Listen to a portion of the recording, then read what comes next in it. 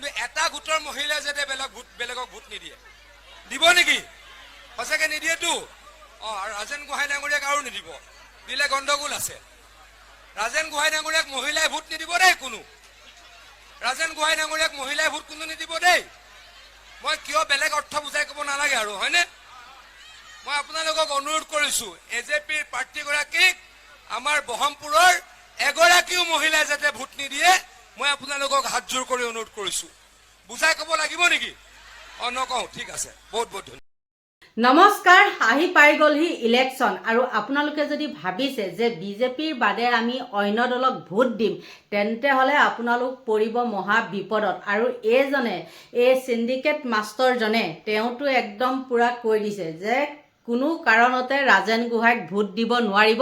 বিশেষকৈ গোটৰ মহিলাসকলে আৰু গোটৰ মহিলাসকলক তেওঁলোকে বাপেকৰ ঘৰৰ টকা পইচা দি থৈছে যে সেইকাৰণে তেওঁলোকে কি কৰিছে বান্ধি ৰাখিছে গোটৰ মহিলাসকলে তেওঁলোককহে ভোট দিব লাগিব তেওঁলোকৰ বাদে অন্যক ভোট দিব নোৱাৰিব বিশেষকৈ ৰাজেন গোহাঁই মুঠতে বিৰোধী দলক ভোট দিব নোৱাৰিব কাৰণ বাপেকৰ ঘৰৰ সম্পত্তি খাই থৈছে যেতিয়া নহয় জানো যাৰ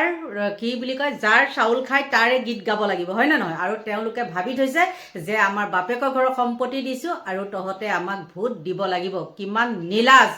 কিমান অভদ্ৰ হ'ব লাগিব ইহত আৰু আপোনালোকে গম পাই চালানী মাছৰ পৰা আদি কৰি কণী পান সিন্ডিকেটলৈকে লাষ্টত এইজনে আকৌ কি কৰিছিলে সেই ফেন্সি বজাৰৰ মাৰুৱাৰী ওচৰতো আঁঠু কাঢ়ি কাণত ধৰিবলগীয়া হৈছিলে ক্ষমা খুজিবলগীয়া হৈছিলে আঁঠু কহা বাৰু নহয় ক্ষমা খুজিবলগীয়া হৈছিলে তেনেকৈ ক'লে মোকে ধৰিব বাৰু যিয়ে নহওক এইজনৰ হৈ পেলাই কেতিয়াও কিন্তু মই ভিডিঅ' বনোৱা নাছিলোঁ আৰু আজি যেতিয়া মই চাই আছিলোঁ মোবাইলটো চাই থাকোঁতে দেখোন দেখিলোঁ বাপৰে বহমপুৰ সমষ্টি বুলিয়ে ক'ব লাগিব বহমপুৰ সমষ্টি সেই ৰাজেন গোহাঁইক লৈ তেওঁ একদম যি দম্ভালনি মৰা মানে কথা সঁচাকৈ তেওঁ এইজনৰ কিন্তু মই কিয় ভিডিঅ' বনালোঁ জানেনে এইজনৰ কিবা দেখোন কথা কোৱাৰ ভংগীমা বা বডি লেংগুৱেজটো দেখিলে মোৰ মাথা নষ্ট হয় এতিয়াই নহয় একে কংগ্ৰেছৰ দিনৰ পৰা এইজনেই হওক আৰু ৰেকিবুদ্দিনেই হওক এই দুজনৰ একদম ইছৰাম তেওঁলোকতকৈ যেন আৰু অইন কোনো নায়েই তেনেকুৱা কৰে বন্ধু বান্ধৱীসকল আপোনালোকেতো গম পাইছে কি হৈ আছে বৰ্তমান কি হৈ আছে আপোনালোকে গম পাইছে আৰু এতিয়াতো প্ৰায় সকল মহিলাকে কি কৰিছে বিজেপিয়ে মানে অৰুণোদয় আঁচনি কিবা আঁচনি এইবিলাক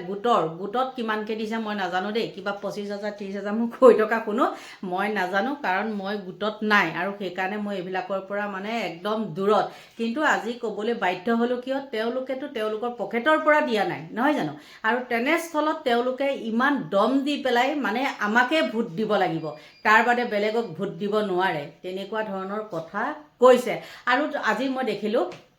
তেওঁ পত্নীগৰাকীয়ে ক'ৰবাত মানে লেকচাৰ দি আছে মুখখন একেবাৰে বেকেৰা বেকেৰি কৰি পেলাই ক'ৰবাত লেকচাৰ দি আছে সেইদিনাখনতো নমিনেশ্যন দিবলৈ যাওঁতে দেখিছেই নহয় একেবাৰে নমুনা কিছুমান উলিয়াই মেহেন্দি আঁকি কি কৰি থাকিছে বাৰু যিয়ে নহওক সেইখিনিতো বাদ দিয়ক কিন্তু আজি তেওঁ পত্নীগৰাকীয়ে কৈছে আপোনালোকে মানে পীযুষ হাজৰিকাক ভোট নিদি কাক ভোট দিব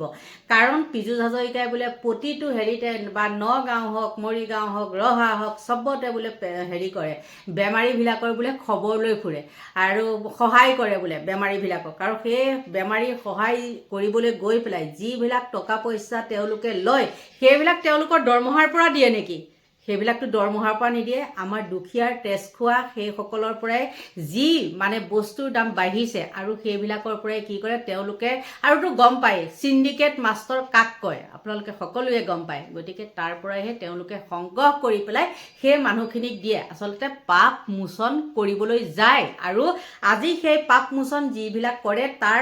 হেৰিত এতিয়া ইলেকশ্যন অহাৰ লগে লগে আপোনালোকে দেখিছেনে তেওঁলোকে যদি নিস্বাৰ্থভাৱে মানুহক সহায় কৰিলে হয় তেন্তে হ'লে তেওঁলোকে ভোটৰ সময়ত এই কথাটো তেওঁ পত্নীগৰাকীয়ে মুখখন বেকেৰা কৰি সেইবিলাক কথা নকলে হয় আৰু আচলতে তেওঁলোকে স্বাৰ্থ নহলে তেওঁলোক আজিৰ দিনত কোনেও কাকো 1 টকাও নিদিয়ে আৰু সেই যে ক'লে বোলে একেবাৰে নগাঁও মৰিগাঁও চবতে বোলে কি কৰে তেওঁ বোলে ঢপলিয়াই যায় বোলে মানুহক সহায় কৰিবলৈ যায় আৰু এতিয়া সেই তাৰ বিনিময় বিচাৰিছে যে তেওঁলোকক ভোট দিব লাগিবই নহলে কিন্তু নহব কাৰণ নাই গতিকে বন্ধু বান্ধৱীসকল ভিডিঅ'টো একদম পাৰে মানে চমু কৰিছো মন মগজু একেবাৰে সুস্থিৰ নহয়, অসুস্থিৰ, গম পাইছেনে?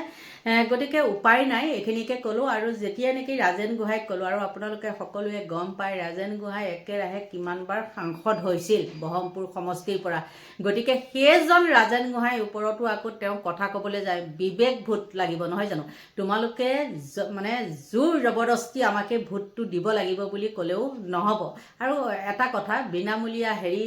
মানে ফকতীয়া কিছুমান বস্তু পাই আজিকালি মানুহখিনিও হৈ গৈছে তেনেকুৱাই। গতিকে বিজেপি চৰকাৰে আহিব, সেইটো সকলোৱে জানে, কিন্তু তেহেঁতে ইমান জোৰ জবৰদস্তি বা একেবাৰে মানে নীতি নিয়ম বহিৰ্ভূতভাৱে একেবাৰে ৰাজেন গোহাঁইক ভোট দিব নোৱাৰিবি তেনেকৈ যে কথা কৈছে, সেইকাৰণেহে মই এই ভিডিঅ'টো প্ৰস্তুত কৰিলোঁ। গতিকে আপোনালোকৰ পৰা লৈছোঁ বিদায় এতিয়া, বাই বাই। কিন্তু এটা গোটৰ মহিলাই যাতে বেলেগক ভোট নিদিয়ে, দিব নেকি? সঁচাকে নিদিয়েতো। আৰু ৰাজেন গোহাঁই ডাঙৰীয়াক আৰু নিদিব, দিলে গণ্ডগোল আছে। ৰাজেন গোহাঁই ডাঙৰীয়াক মহিলাই ভোট নিদিব দেই কোনো। ৰাজেন গোহাঁই ডাঙৰীয়াক মহিলাই ভোট কোনো নিদিব দেই। মই কিয় বেলেগ অৰ্থ বুজাই ক'ব নালাগে আৰু, হয়নে? মই আপোনালোকক অনুৰোধ কৰিছোঁ, AJPৰ প্ৰাৰ্থীগৰাকীক আমাৰ বহৰমপুৰৰ এগৰাকীও মহিলাই যাতে ভোট নিদিয়ে, মই আপোনালোকক হাতজোৰ কৰি অনুৰোধ কৰিছোঁ। বুজাই ক'ব লাগিব নেকি? নকওঁ, ঠিক আছে, বহুত বহুত ধন্যবাদ।